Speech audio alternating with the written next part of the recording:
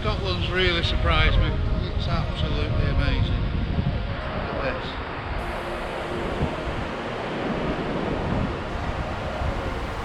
this. This is Scotland.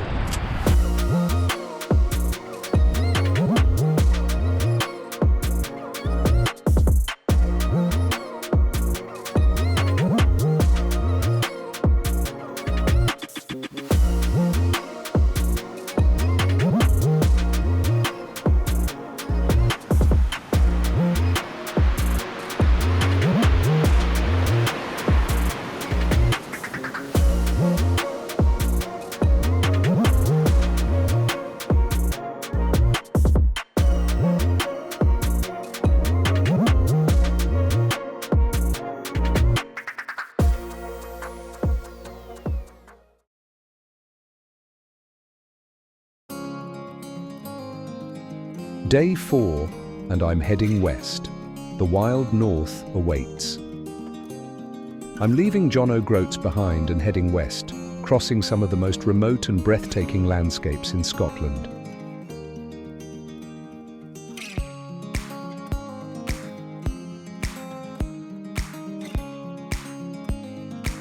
I've done this journey 3 years in a row now, both in early September and late May, and every time the experience has been completely different. You can wake up to clear blue skies, find yourself driving through lashing rain, be battered by howling winds, and then just when you think the storm will last forever, the sun breaks through, lighting up the landscape in a way that stops you in your tracks. And that's just in the space of an hour. But no matter the weather, this road, the A836, never fails to amaze me. When I first drove this route, I had no idea what to expect. I knew it would be beautiful, but the sheer scale of it, the sweeping moorlands, towering mountains, and the endless golden beaches took me completely by surprise. I've lived in the UK all my life, yet somehow I never made it up here until recently. And I have to admit, I feel a bit of regret that I didn't make the time sooner. Exploring the Highlands was always on my wish list, but life gets busy and it's easy to put things off. So if you've ever thought about touring the Scottish Highlands, make it a priority. Just go. You won't regret it. And if you can't, for whatever reason, because maybe you live abroad, or maybe you have Scottish roots and want to connect with this land, then I hope these films can bring a little bit of Scotland to you, because honestly, there's nothing quite like it.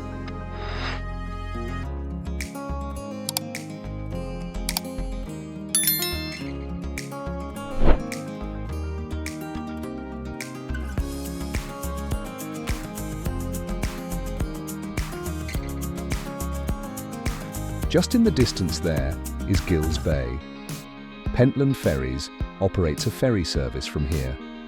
The terminal acts as a gateway to the mystical Orkney Islands across the fierce waters of the Pentland Firth, one of the most treacherous sea passages in the world. It's also one of the most scenic and efficient crossings in Scotland, connecting Gills Bay to St Margaret's Hope on South Ronaldsay. This route is the shortest sea crossing from the Scottish mainland to Orkney, making it a vital lifeline for both locals and visitors. The company is family-owned and operated and has been navigating these challenging waters since 2001 with a reputation for reliability and environmental sustainability.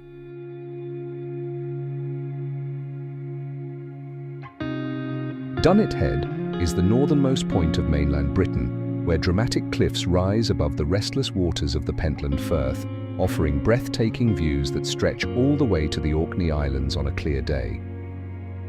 Atop the windswept cliffs stands the iconic Dunnet Head lighthouse, built in 1831 by the renowned engineer Robert Stephenson. During World War II, Dunnet Head played a strategic role as part of coastal defences, with lookouts and gun emplacements still visible among the rugged terrain. It housed a radar station and artillery range. The radar station was part of a network detecting U-boats, aircraft and enemy vessels, while the artillery range helped safeguard the coastline. Nearby, The RAF took over the Northern Sands Hotel to accommodate pilots from RAF Castletown, a key fighter station in the area.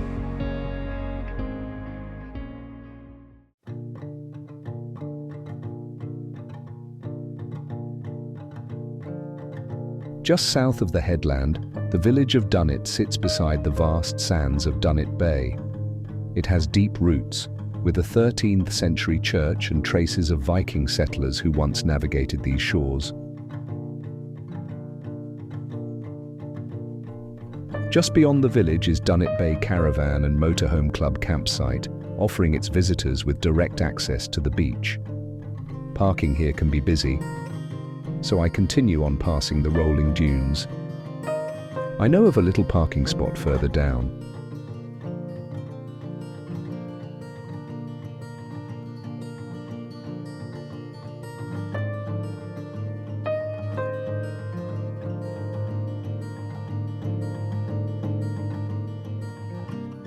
The pristine expanse of Dunnet Beach is a 2-mile stretch of golden sands embraced by the clear, invigorating waters of Dunnet Bay. This tranquil haven offers a serene escape, where the rhythmic lull of the waves and the expansive skies create a perfect backdrop. Breakfast time. Look at this. What a view. I usually head here for breakfast before setting off on a full day of driving and adventure along my western route.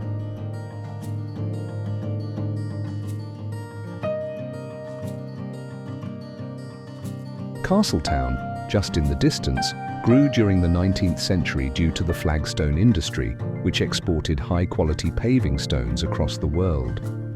The remains of the old harbour that once shipped flagstones globally from local quarries is still visible.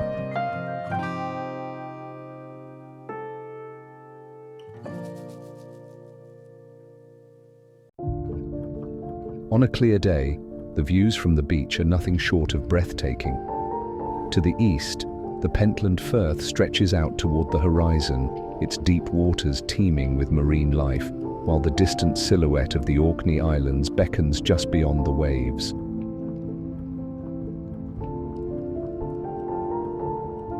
The area's rich biodiversity makes it a haven for birdwatchers, with seabirds, otters, and even the occasional orca gracing the coastal waters.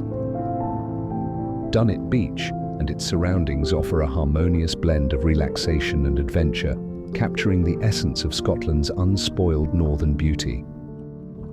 Stretching for 2 miles along the northern coastline of Caithness, the beach is a serene expanse of golden sand, gently caressed by the cool waters of Dunnet Bay. The bay's orientation and exposure to North Atlantic swells make it a favourable spot for surfers of all levels.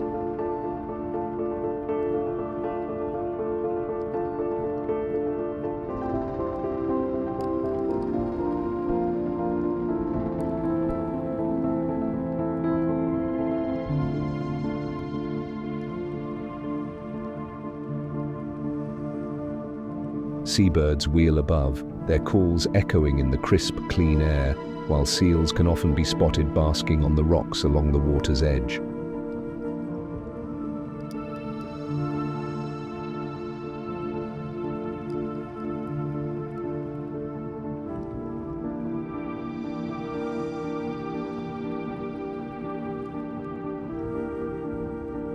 The soft, sweeping dunes offer a tranquil setting, with grasses and wildflowers swaying in the breeze, painting the landscape in hues of green and yellow. As you walk along the shoreline, the view seems to stretch endlessly, with rolling waves gently lapping against the beach, their rhythm offering a peaceful melody to accompany your stroll. After a cooked breakfast and a leisurely morning walk along the beach, I'm ready to begin my journey. A few minutes down the road, I enter Castletown. At one time, this quiet village helped pave the streets of the world. In the 19th century, Castletown became a thriving centre of the flagstone industry, exporting durable paving stones to cities across the globe. Its unique Caithness flagstone, prized for its strength and natural beauty, paved streets as far away as London, Sydney, and Buenos Aires.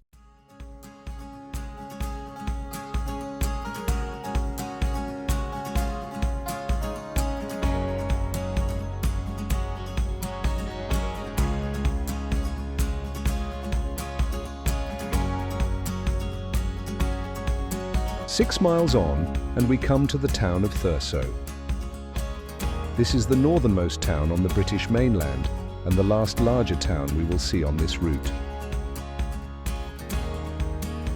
Thurso has been shaped by its maritime heritage, Norse influence, and industrial growth. Thurso's story begins with the Vikings, who settled here over 1,000 years ago. Its name comes from the Old Norse Thursa, meaning Thor's river, a tribute to the Norse god of thunder. As part of the Norse earldom of Orkney, Thurso was a key trading post, its natural harbour connecting Scotland with Scandinavia and beyond. In the medieval period, Thurso grew under the influence of local clans, particularly the powerful Sinclair family, who left their mark with the imposing ruins of Thurso Castle. The 19th century brought industrial prosperity. Thurso became a bustling centre for fishing, agriculture, and the flagstone trade, much like its neighbour Castletown. Thurso's town centre is packed with restaurants, cafes, pubs, shops, and plenty to see, making it the ideal base for exploring Caithness and the Highlands. Just a 5-minute drive away, Scrabster Ferry Terminal offers a gateway to Orkney, making this a perfect overnight stop. The family-run caravan and camping park, open from April 1st to October 5th, boasts stunning views over the Pentland Firth and the Orkney Islands.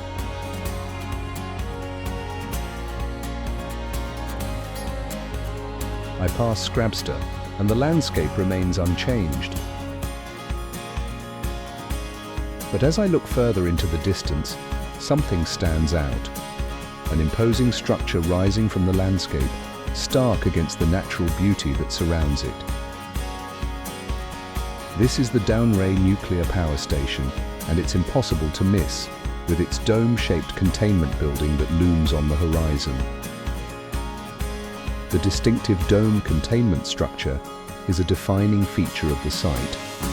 This facility, which was once one of the most advanced in the world, was built in the 1950s and served as a testing ground for nuclear technology, including the development of fast breeder reactors. In recent decades, the site has undergone a significant transformation. With the decommissioning process well underway, much of Dounreay's operations have been wound down. The station is now part of a major decommissioning project aimed at safely dismantling the reactors. As I continue further west, I'm aware that soon, the landscape around me will start to change, becoming even more beautiful and far more dramatic.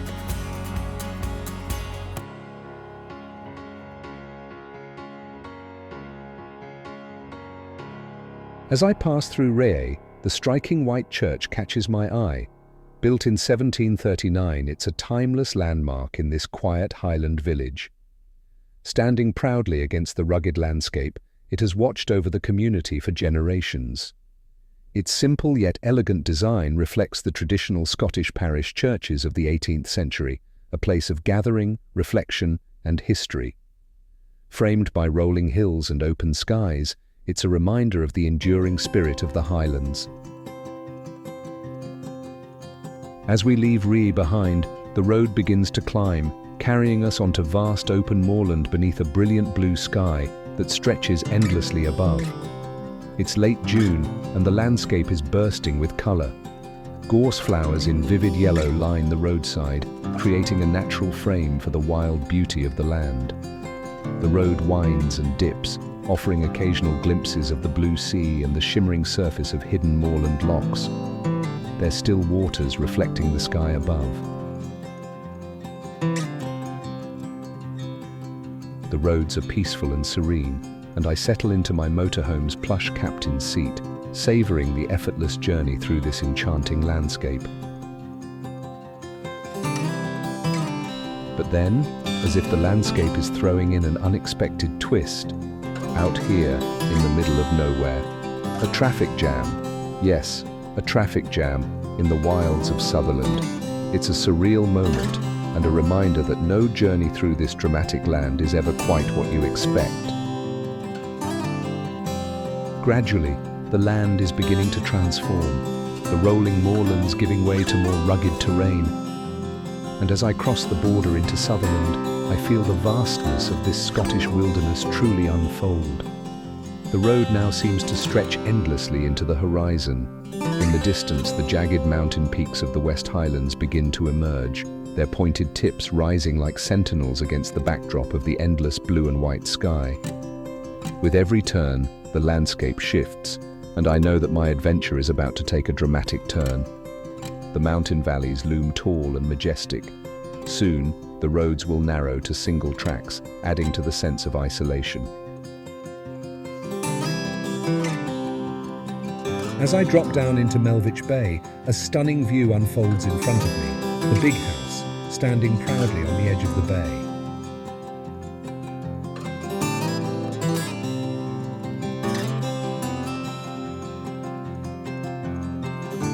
Built in 1765, this grand estate was originally constructed for Louisa Mackay, a prominent figure in Clan Mackay history. The house served as the home of the chieftains of the Big House and the Sandwood chieftains, who played an integral role in the history and heritage of the Mackay clan in this region. The Big House is a symbol of the clan's influence and power during the 18th century. Once a hub of social and political activity for the Mackays, the house has witnessed centuries of change. From the clan's rise to prominence to the challenges they faced as the power of the Highland clans began to diminish. Melvich Beach is a stunning wide stretch of golden sand framed by rugged cliffs and dunes, with easy public access via a small car park and a short walking path, making it perfect for peaceful strolls, picnics, and enjoying the unspoiled coastal scenery. Today, while the house may no longer serve as the home of clan chieftains, its historic significance remains. The Big House still stands as a reminder of the Mackay family's legacy, preserving its place in the region's rich history.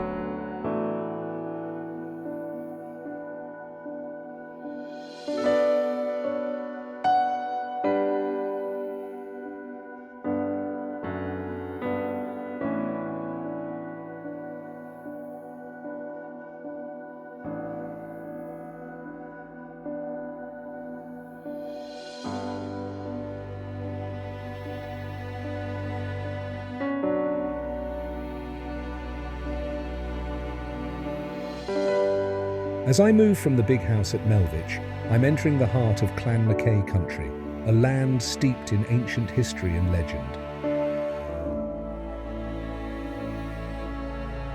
The Mackays were one of the most powerful and ancient clans in the Highlands, with a proud heritage that dates back over 1,000 years. Join me in the next episode as I journey further along the North Road, deep into the heart of the Flow Country and Strathneva, the ancient homeland of Clan Mackay, a land of rugged beauty, rich history, and haunting stories of the past. From sweeping moorlands to hidden glens, the road ahead holds more to discover as I journey on towards my western destination of Durness.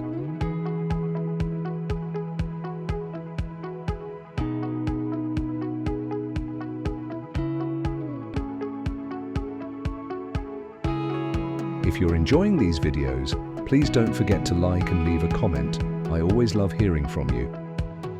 And so you never miss future episodes, why not consider subscribing? It's completely free and helps support me in creating more films for you to enjoy. Thank you for watching.